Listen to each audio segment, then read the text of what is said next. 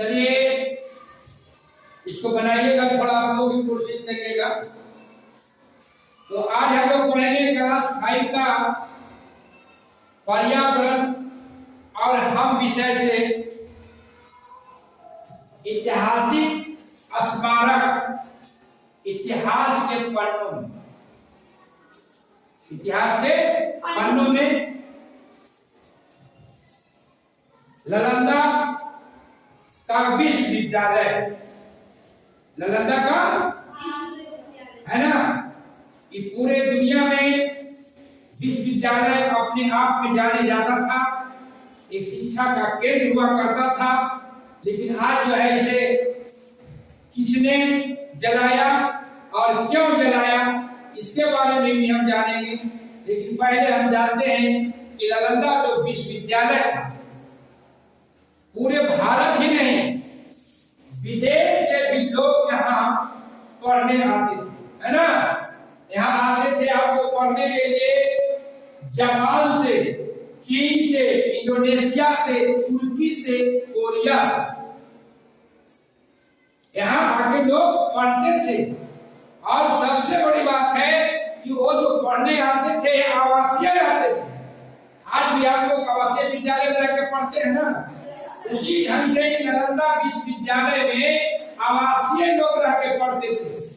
और उस विश्वविद्यालय में 10,000 छात्रों की रहने की व्यवस्था, 10 एक साथ वहां 10,000 छात्र जो है रहकर शिक्षा को ग्रहण करते थे। वहां पढ़ाने वाले शिक्षक की संख्या कितना था जानते हैं? 2,000।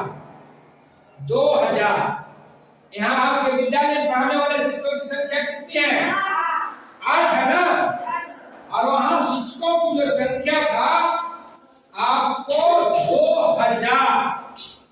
और विभिन्न तरह के शिक्षक थे, कई विषय के ज्ञाता थे, आयुर्वेद के ज्ञाता थे, अर्थशास्त्र के ज्ञाता थे, साइकोलॉजी के ज्ञाता थे, है ना, वास्तुकला के थे, चिकित्सा के क्षेत्र में। इस तरह से एक पूरा जो आपका विश्वविद्यालय है पूरे दुनिया में एक पहचान था। आज ये विश्वविद्यालय जो है खंडन के रूप में है। आप लोग को जब पैसा आएगा तो ले जाया जाएगा बनाने के लिए।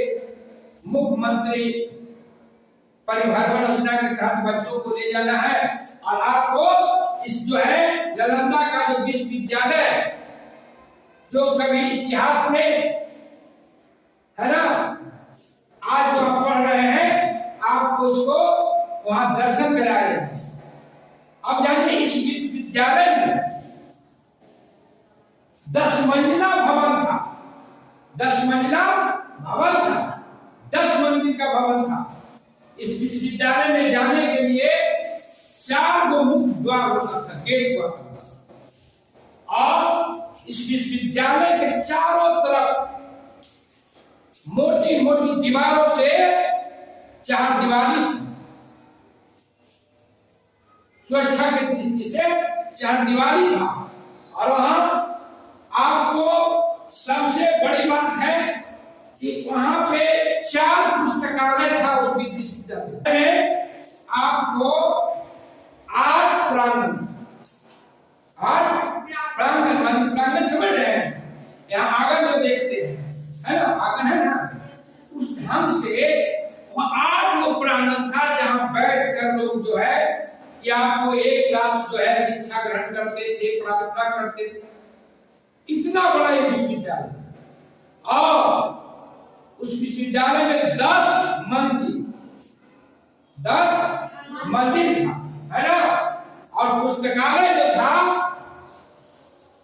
9वां मंजिल पर, 10 मंजिला ये भवन था ना, तो इस पर 9वां मंजिल पर क्या था?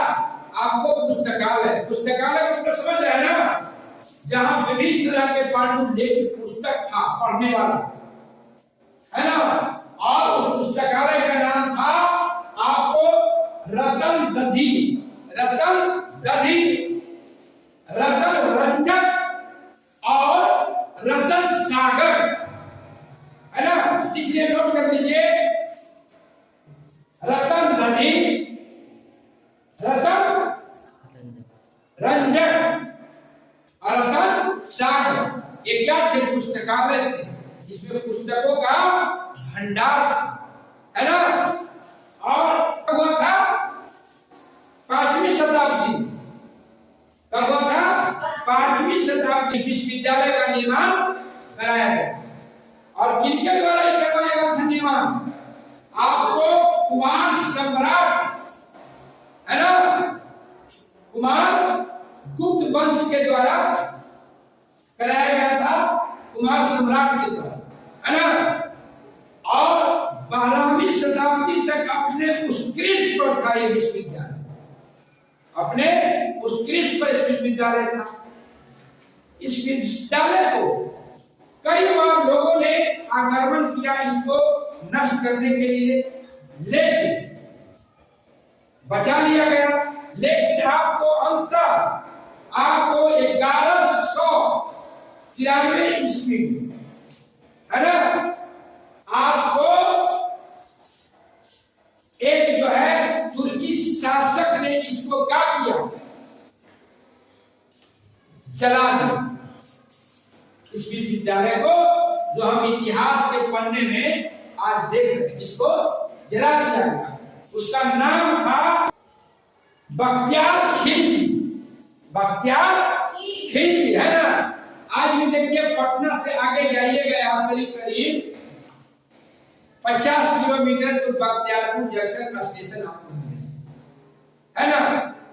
फिर वहां से बख्तियारपुर से आपको एक रेलवे लाइन गई है, वो जाएगी आपको बिहार शरीफ होते हुए जाएगा आपको, है ना। आपको अगर यहाँ से जाना होगा नालंदा विश्वविद्यालय के भ्रमण करने के लिए, यहाँ से आपको अरवल जाना होगा, अरवल से जहानाबाद जाना होगा, जहानाबाद से बिहार शरीफ जाना होगा, तब बिहार शरीफ से आपको जाना होगा नालंदा। कहाँ जाना होगा? नालंदा। नालंदा का जानते हैं अर्थ क्या होता है? नालंदा जो है 3 शब्द से बना है। नालंदा जो है 3 शब्द से बना है। ना, आलम, दा, है ना। जहां की शिक्षा ग्रहण करने के लिए कोई भी प्रतिबंध नहीं था। पूरे देश दुनिया के लोग आके यहाँ इस नालंदा विश्वविद्यालय में पढ़ते थे। लेकिन 1193 ईस्वी में इसको बख्तियार खिलजी द्वारा इसके जलाने के पीछे भी एक इतिहास, भलाई का जमाना नहीं, कहते हैं लोग कि भलाई के जमाना नहीं। बताया जाता है कि जो बख्तियार खिलजी जो है ना, वो बहुत बीमार थे, बहुत दवा हुआ, बहुत इलाज हुआ, बहुत से डॉक्टर देखने के बाद वो ठीक नहीं हो रहे थे। किसी द्वारा बताया गया कि नालंदा विश्वविद्यालय में एक आयुर्वेदाचार्य हैं राहुल श्रीभद्र, उनको अगर लाते हैं और वो आपको दवा देते हैं तो आपका तबीयत ठीक हो। तो पहले तो इलाज कराना नहीं चाहता था कि हम जो है उनसे इलाज नहीं कराएंगे, लेकिन फिर भी बहुत कहने के बाद बुलाया गया। लेकिन एक शर्त रख दी, जब इन्होंने किए, राहुल श्रीभद्र जी जब वहां गए आचार्य, तो बख्तियार खिलजी ने कहा कि हम आपका दवा खाएंगे, लेकिन एक शर्त है कि वो दवा जो होनी चाहिए जो भारतीय नहीं होनी चाहिए, हम दवा को नहीं खाएंगे। फिर हुआ क्या हुआ? उन्होंने क्या किया कि फिर कहा ठीक है, दवा नहीं खाइएगा तो आप कुरान का इतना पढ़ना से इतना पढ़ना पढ़ लीजिएगा तो आपका जो है तबीयत ठीक हो जाएगा, शरीर चंगा होगा। हुआ भी सही। उन्होंने जो बताया उसके अनुसार बख्तियार खिलजी ने उस कुरान के पढ़ने को पढ़ा और उन्होंने ठीक भी हो गया बख्तियार। लेकिन भलाई करना ठीक नहीं था। अंतिम में जब ठीक हो गया तो उन्होंने किसी चीज से भ्रमित होकर इस नालंदा विश्वविद्यालय को आग के हवाले कर दिया गया। क्या कर दिया गया?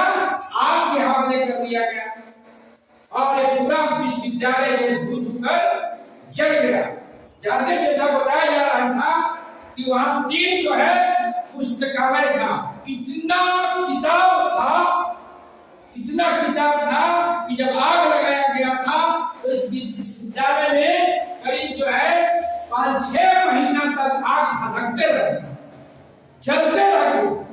इतना किताब था, इतनी पांडुलिपियां था, है ना। वहां के बहुत भिक्षुक भी कई मारे गए, कई गुरु भी मारे गए, कई शिक्षक भी मारे गए। अंत में कुछ लोग जो है पांडुलिपियां चुराकर इसी ढंग से उसे छुपा कर ले गया वहां चीन में जाके तब बचा। आज जो है इस तरह से आपको ऐतिहासिक स्मारक, इतिहास के पन्ने में जो नालंदा के बारे में हम पढ़ रहे हैं, विश्वविद्यालय के बारे में पढ़ रहे हैं, यह दुनिया में क्या था? शिक्षा का केंद्र था। आज हम लोग के लिए सिर्फ क्या बन गया? देखने के लिए बन गया। लेकिन भारत सरकार और बिहार सरकार अपने इस ऐतिहासिक धरोहर को आने वाले पीढ़ियों के लिए जिंदा रखने के लिए कार्य कर रहे हैं। आपको निवर्तमान स्वर्गीय APJ अब्दुल कलाम जो हमारे देश के राष्ट्रपति थे, उन्होंने निर्णय लिया कि एक बार जो है इस नालंदा विश्वविद्यालय को जो प्रतिष्ठा है, जो ख्याति है, इसको फिर प्राप्त किया जाए और फिर से इसको पुनर्जीवित करने का कोशिश किया जाए। तो इसका जो काम जो है शुरू है, चल रहा है ना। आपको भारत का एक वैज्ञानिक है, विशेषज्ञ है, आपको अमर्त्य सेन उनकी देखरेख में फिर से नालंदा विश्वविद्यालय को जो है पुनर्जीवित किया जाए। इसके अलावा आपको ऐतिहासिक स्मारक नालंदा ही नहीं, बिहार में कई ऐसे ऐतिहासिक धरोहर है। पटना का गोल है ना, महात्मा बुद्ध की धरती है ना, गया है ना, राजगीर है ना, जरासंध की धरती है ना, सासाराम की किला, वैशाली का स्तूप है ना। कई तरह के जो है आपको बिहार में जो है आपको स्मारक है, ऐतिहासिक स्मारक। हमें उस स्मारक को पढ़ना चाहिए ताकि हम अपने अतीत के चीजों को समझ सके और जान सके, है ना। सरकार द्वारा व्यवस्था भी है कि ऐसे ऐतिहासिक धरोहर जो है, स्थल जो है, उसे बच्चों को भ्रमण करा के उससे अवगत कराया जाए। आपका बगल में मेहंदिया, जहां पर एक पुरानी पौराणिक मंदिर है मधुशर्मा, वहां भी हम आप लोगों को ले चलेंगे, है ना। आप लोग तैयार हैं।